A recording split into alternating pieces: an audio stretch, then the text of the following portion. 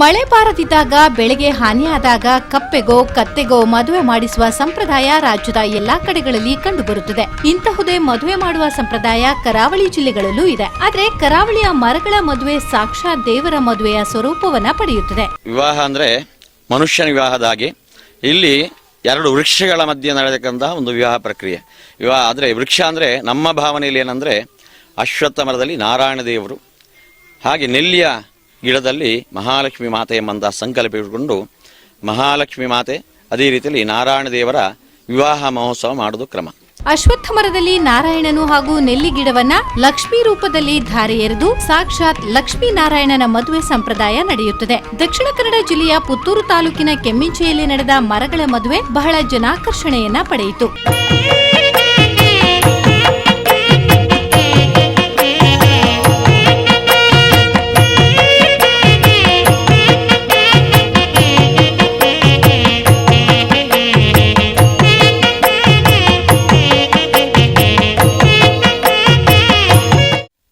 ಸಂಸ್ಕಾರ ಸಮಾವರ್ತನ ಎಂಬಂತಹ ಸಂಸ್ಕಾರ 15 ಸಂಸ್ಕಾರ ಮಾಡಿಕೊಂಡು ಆಮೇಲೆ ಗ್ರಾಮಸ್ಥರೆಲ್ಲ ಹೋಗಿ ಅಲ್ಲಿ ಆ ವಧು ಎಂಬಂತಹ ಸಂಕಲ್ಪ, ಆ ವೃಕ್ಷ ಅಂತಹ ನೆಲ್ಲಿ ವೃಕ್ಷಕ್ಕೆ ಬೇಕಾದಂತಹ ಅರಸಿನ ಎಣ್ಣೆ ಎಂಬಂತಹ ಶಾಸ್ತ್ರ ಮಾಡಿಕೊಂಡು ಅದರಲ್ಲಿ ಶ್ರೀ ಸೂಕ್ತದಿಂದ ಅರ್ಚನೆ ಮಾಡಿಕೊಂಡು ಮಹಾಲಕ್ಷ್ಮಿಯನ್ನು ಆರಾಧನೆ ಮಾಡಿಕೊಂಡು ಆ ಮಹಾಲಕ್ಷ್ಮಿಯನ್ನು ನಾವು ಡಿಬ್ಬಣ ಮುಖಾಂತರವಾಗಿ ಎಲ್ಲರೂ ಸೇರಿಕೊಂಡು ವಿಜೃಂಭಣೆಯಿಂದ ಅಲ್ಲಿಂದ ತಂದು ಇಲ್ಲಿ ಆ ಅಶ್ವತ್ಥನಾರಾಯಣ ದೇವರ ಸನ್ನಿಧಾನದಲ್ಲಿ ವಿವಾಹ ಮಹೋತ್ಸವವನ್ನು ಅರ್ಪಣೆ ಮಾಡಿದ್ದೇವೆ. ಇಲ್ಲಿ ಮರಗಳಿಗೆ ಮದುವೆ ಮಾಡುವ ಸಂಪ್ರದಾಯವಿದ್ದು, ಹಿಂದೂಗಳಿಗೆ ಅತ್ಯಂತ ಪವಿತ್ರವಾದ ಮರವಾದ ಅಶ್ವತ್ಥ ಮರಕ್ಕೂ ಆಯುರ್ವೇದ ಗುಣವುಳ್ಳ ನೆಲ್ಲಿಕಾಯಿ ಮರಕ್ಕೂ ಇಲ್ಲಿ ಮದುವೆ ಮಾಡಲಾಗುತ್ತದೆ. ಅಶ್ವತ್ಥ ಮರ ಅತ್ಯಂತ ಪವಿತ್ರ ಮರವಾಗಿದ್ದು, ಈ ಮರ ಬೆಳೆದಂತೆ ಮರಕ್ಕೆ ಸಂಸ್ಕಾರ ಮಾಡಬೇಕಿದ್ದು, ಸಂಸ್ಕಾರ ಮಾಡದೇ ಹೋದಲ್ಲಿ ಈ ಮರದಲ್ಲಿ ಬ್ರಹ್ಮರಾಕ್ಷಸರು ಬಂದು ಸೇರುತ್ತಾರೆ ಎನ್ನುವ ನಂಬಿಕೆ ಇಲ್ಲಿನ ಜನರದ್ದು. ಈ ಕಾರಣಕ್ಕಾಗಿಯೇ ಅಶ್ವತ್ಥ ಮರವನ್ನ ಶುದ್ಧ ಮಾಡುವ ಮೂಲಕ, ಮರವನ್ನ ನಾರಾಯಣ ದೇವರನ್ನಾಗಿ ಮಾಡುವ ಮೂಲಕ ನೆಲ್ಲಿಕಾಯಿ ಮರವನ್ನ ಮಹಾಲಕ್ಷ್ಮಿಯನ್ನಾಗಿ ಮಾಡಲಾಗುತ್ತಿದೆ. ನೆಲ್ಲಿಕಾಯಿ ಗಿಡವನ್ನು ತರುವ ಮನೆ ಮಂದಿಯನ್ನ ವಧುವಿನ ಕಡೆಯವರಾಗಿಯೂ, ಅಶ್ವತ್ಥ ಮರವಿರುವ ಸ್ಥಳದ ಜನರನ್ನ ವಧುವಿನ ಕಡೆಯವರೆಂದು ಗುರುತಿಸಲಾಗುತ್ತದೆ. ಒಬ್ಬ ವ್ಯಕ್ತಿಗೆ ಯಾವ ರೀತಿಯಾಗಿ ಮದುವೆ ಮಾಡಲಾಗುತ್ತದೋ ಅದೇ ರೀತಿಯಾಗಿ ಈ ಎರಡು ಮರಗಳಿಗೆ ಮದುವೆ ಮಾಡಲಾಗುತ್ತದೆ. ಮದುವೆಯ ಮುನ್ನಾ ದಿನ ಮಧುಮಗಳ ಮನೆಗೆ ಹೋಗಿ ಮನೆ ಮಗಳನ್ನ ಧಾರೆ ಎರೆದು ಕೊಡಬೇಕೆಂದು ವರನ ಮನೆಯವರು ಮನವಿ ಮಾಡುತ್ತಾರೆ. ಅದರಂತೆ ಮದುವೆ ದಿನ ವಧುವಿನ ಮನೆಯಿಂದ ವೈಭವದ ದಿಪ್ಪಣ ವರನ ಮನೆಗಾಗಮಿಸುತ್ತದೆ. ಮರಗಳಿಗೆ ವಧು ಹಾಗೂ ವರನಂತೆ ಶೃಂಗಾರ ಮಾಡಿ ಕನ್ಯಾದಾನ ಹಾಗೂ ತಾಳಿ ಕಟ್ಟುವ ಸಂಪ್ರದಾಯವನ್ನು ಇಲ್ಲಿ ನಡೆಸಲಾಗುತ್ತದೆ.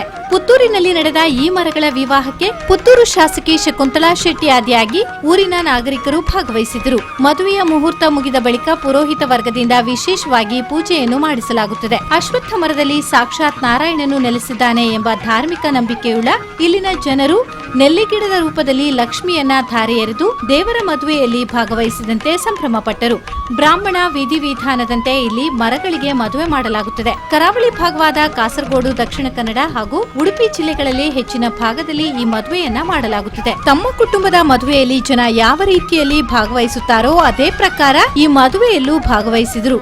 ಒಂದ್ ಕಡೆಯಲ್ಲಿ ಮದುವೆಯ ಸಂಭ್ರಮವಾದ್ರೆ ಇನ್ನೊಂದು ಕಡೆಯಲ್ಲಿ ನಾರಾಯಣ ಹಾಗೂ ಮಹಾಲಕ್ಷ್ಮಿಯ ಮದುವೆಯನ್ನ ನೋಡುವ ಭಾಗ್ಯವು ಇಲ್ಲಿನ ಜನರಿಗೆ ದೊರೆತಿದೆ. ನಾರಾಯಣ ಮತ್ತು ಲಕ್ಷ್ಮೀ ಸ್ವರೂಪವಾಗಿ ನೆಲ್ಲಿ ಮರಕ್ಕೆ ಮದುವೆ ಮಾಡುವುದು ಭಾರತೀಯ ಸಂಸ್ಕೃತಿಯಲ್ಲಿ ಇರುವಂತಹ ಒಂದು ಸಂಪ್ರದಾಯ. ಅದು ಅದರ ಉದ್ದೇಶ ಅನ್ನೊಂದಾಗಿ ಹೀಗಿರ್ಬೋದು. ಯಾಕಂದರೆ ನಾವು ಪ್ರಕೃತಿ ಪೂಜಕರು ಭಾರತೀಯರು. ಅಂದರೆ ಪ್ರಕೃತಿಯನ್ನು ಪೂಜೆ ಮಾಡ್ತೇವೆ, ಇದು ನೀರನ್ನು ಪೂಜೆ ಮಾಡ್ತೇವೆ, ಗೋವನ್ನು ಪೂಜೆ ಮಾಡ್ತೇವೆ, ಎಲ್ಲವನ್ನು ಪೂಜೆ ಮಾಡುವಂಥ ಮಣ್ಣನ್ನು ಪೂಜೆ ಮಾಡ್ತೇವೆ. ಈ ಎಲ್ಲ ಇದರಲ್ಲಿ ಇದು ಪ್ರಕೃತಿಯ ಪೂಜಕರು ಅಂತ ಹೇಳುವುದರಲ್ಲಿ ಅಶ್ವತ್ಥಕ್ಕೆ ವಿಶೇಷವಾದ ಒಂದು ಸ್ಥಾನ ಕೊಟ್ಟಿರಬೇಕು.